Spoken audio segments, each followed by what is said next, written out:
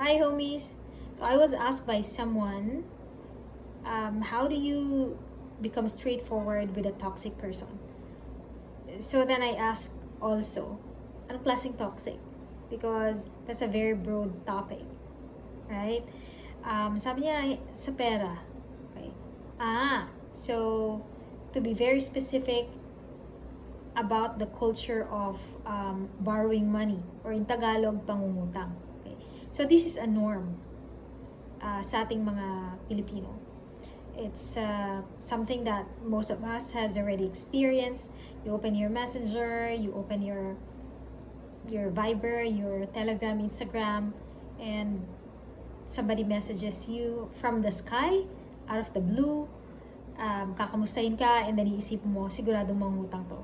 Actually, that's very judgmental. But 90% of the time, nagkakatotoo siya. Di ba? Alright? Okay, so when you encounter that scenario, you are put in a very difficult situation kasi gusto mo magpanggap na hindi mo nakita. Because normally, part din naman ng culture natin is, yun nga, hindi straightforward as to say, oh, bakit ka nag-reach out sa akin because may kailangan ka? Wala namang nagsasabi ng ganun eh. Diba?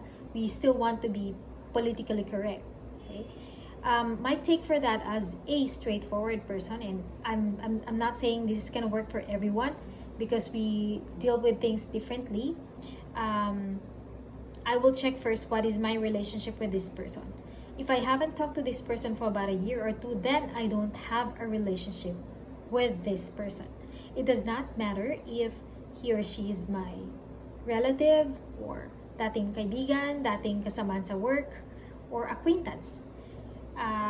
If hindi kami nag-uusap, then I am offended that he or she would think of me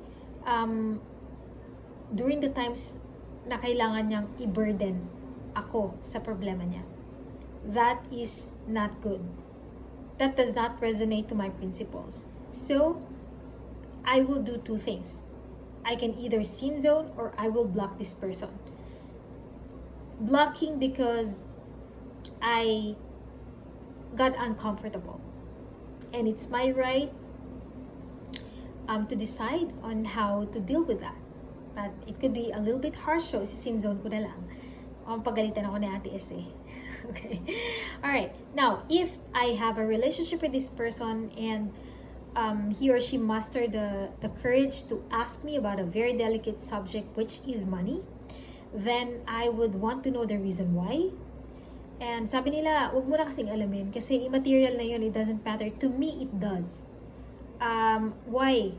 Because it's my prerogative kung paano ko didesisyonan yung money ko, if I would be generous, if I would be stingy. Eh sabi nila, paano ko nagsinungaling sa'yo? Well, it does not matter. I will choose to believe kung anong sinabi niyang reason and decide from there. Because that is trust. May relationship ako sa tao na to eh, diba? That's why I will choose to believe kung anong sasabihin. Then from there, I can decide if it's worth it to lend money or to not lend money. I can also say no. Okay lang yun. Pwede ko rin gawin yun if the reason is not valid enough for me. Alright. So, well, that's my take, and it would make you quite unpopular and you may be hated, but for me, if somebody hates me, somebody likes me, that is also that person's prerogative. So, opinion nila yon, feeling si Leon, I can respect.